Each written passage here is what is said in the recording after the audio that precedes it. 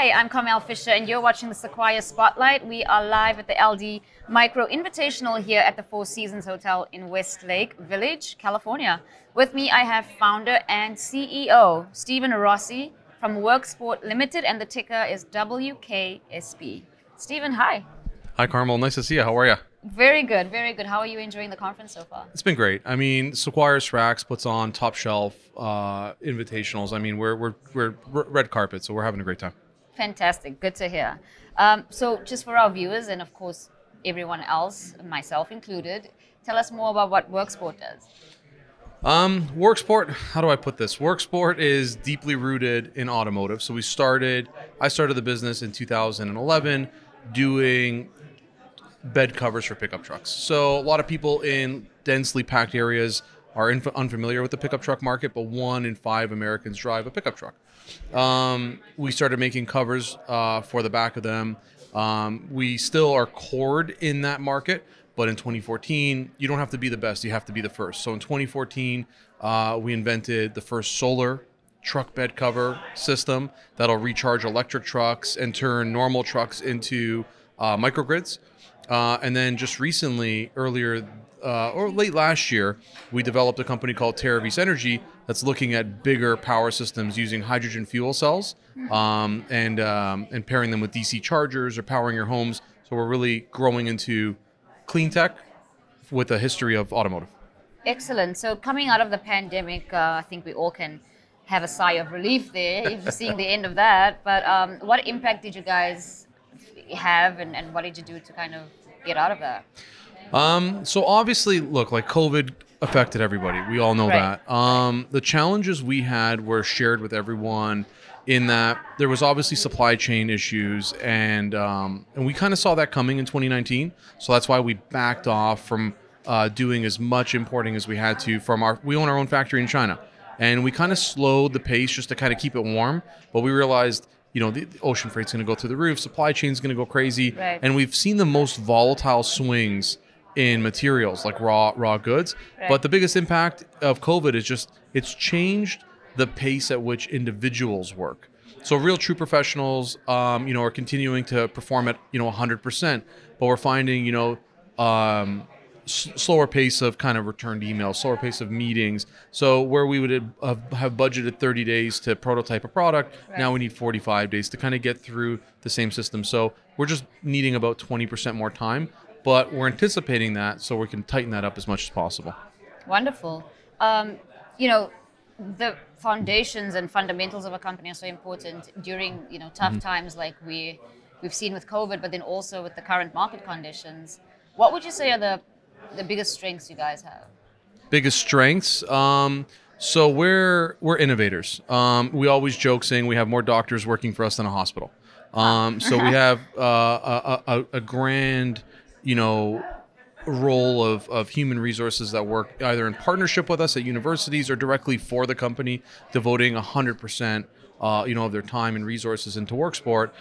So we're innovators. I personally believe, I think there's 2 different types of entrepreneurs and businessmen or women, and that's either those that are centric or focused on income, revenue, and then those that are focused on legacy and history that will allow, and I'm elaborating on this because we're the latter, that will allow income and revenue to become a byproduct, a pleasant byproduct. Right. So we're innovators first with the thought of making a change and a difference, especially in the clean tech, and then we'll allow the benefit of revenues and all the great things to come as a byproduct. Awesome. But with all innovation comes the necessity to have some time to see if that innovation, right, has proven the results that you intended. Yeah. And which brings me to some of the issues or challenges that you may face given the innovation, given your method of approaching the business. Mm-hmm. So we say internally that if given a product launch to an engineer, it'll never launch. An engineer will always try to make the perfect mousetrap or the perfect, product. And at a certain point, we literally say, call it. Like it has to be called. It's like, this is our iPhone 1 and we're starting here. So the challenges with innovations is number 1 is protecting innovations, intellectual property, which we do with vigor.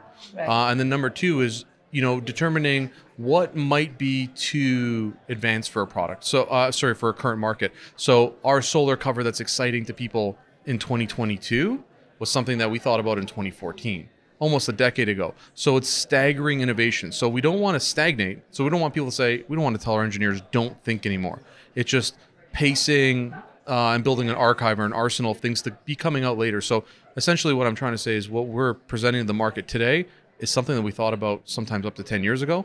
And what we really have been thinking about today will blow people's minds in the coming decades. Wonderful. Yeah. So you mentioned being first is so important and not necessarily being the best. Mm-hmm. Do you consider yourselves first? And tell us more about competitors out there. We consider ourselves, so in our core business, tonneau covers, definitely not the first, but we're not a copycat brand. So we're coming out with meaningfully different products. One of our soft covers that are coming out will ship in, so there's two cool products that we're coming out with, and we're super green. One of our products will ship in a box about a third the size of our competitor's product, making it consume much less emissions or make it a greener product to transport, store heat, and work through the logistics system. So, you know, as opposed to a 6 foot tall box, we're a 2 foot tall box that kind of gets through the system a lot better. And our second product is a hard folding truck bed cover that is 97% recyclable, whereas competitors have their products with a lot of foam, styrofoam, and plastics that are completely non-recyclable. But with our solar technology, we're definitely the first. We had the first patent on our parent patent on a fully advanced folding solar tonneau cover, and we've gotten interest from, I can't name all of the companies, so some of them are private, but recently, you know, a lot of interest from Hyundai in terms of looking at conceptualizing a solar cover to charge a vehicle they're coming out with. Wonderful. Sounds like a great initiative, very forward thinking. You know, the word green gets thrown around a lot, and I always like to find out exactly what that means for the person telling me that they're green. How do you guys, you know, confirm or verify that? So I propose this kind of thought process to those that are watching us today is that, so we think that we're doing our part by driving an electric vehicle. Our company has an electric vehicle.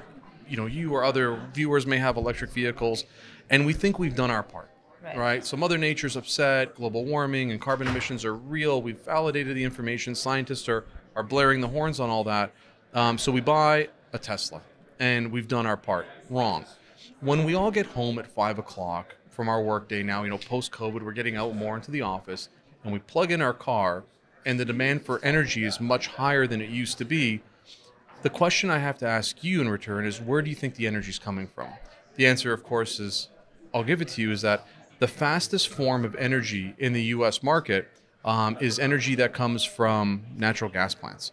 So what I humbly propose is that buying a battery electric vehicle today is merely deferring the emissions from the tailpipe of a gas vehicle to the smokestack of a natural gas plant that produces carbon dioxide and terrible things. Us producing solar energy products that'll charge vehicles completely off grid is actually we were the first and so far the only solution to actually recharge a battery electric vehicle, battery electric truck, which are the biggest power hungry machines with the power of a sun with no byproduct. Secondarily, Terravis Energy with hydrogen uses water, splits the molecule, creates electricity. Our byproduct, a glass of distilled water. Absolutely no emissions. I like it. Yeah. Very well said. No, that's a great way of thinking about it and a great solution you're bringing to the problems we have out there, right? Thank you. So that's awesome. So can you touch a little bit on, you know, the bottom line performance of the company? So I started Worksport in 2011 and I was the judge and jury. I did everything alone. Not alone, I had some help along the way, but we were an underfunded kind of from the garage kind of company. Invested what I could at the time, which took us, you know, as far as we could, but the only real capital we've had invested into the company has been in 2021. So with COVID hitting, us kind of fixing some foundational issues that we had, not issues, but just preparing to be made in America, and then raising capital only about a year ago. The bottom line of the company is that we have a clean balance sheet, no long-term debt. We have, according to our last quarter, we had $25 million in cash.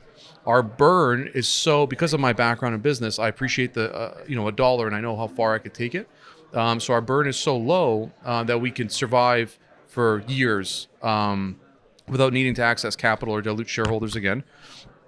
And although we haven't had strong revenues, we've been doing that on purpose. The capital we raised has afforded us the ability to close those curtains and really prepare. So we just purchased a factory in beautiful New York State, and we're setting up an automated production line. We plan to launch in August, and we think that we'll have some nice hockey stick revenue goals. But historically looking, our revenues have been weak, but on purpose for the past year.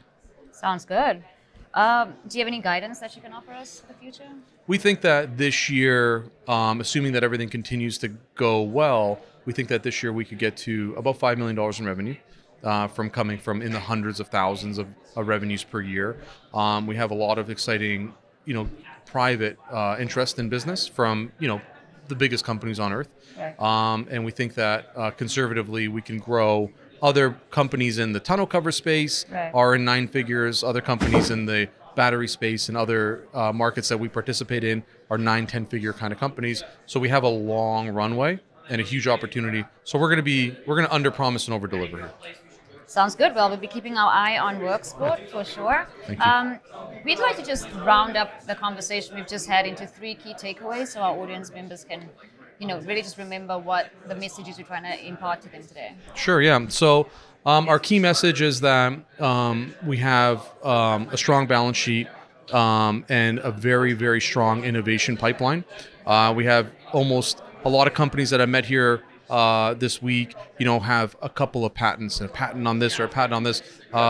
We have almost closer to 100 intellectual property assets in green technology and industrial design products. So we have lots of innovation, a huge opportunity ahead of us, ranging from automotive production to solar personal carry battery systems, as well as hydrogen fuel cell systems.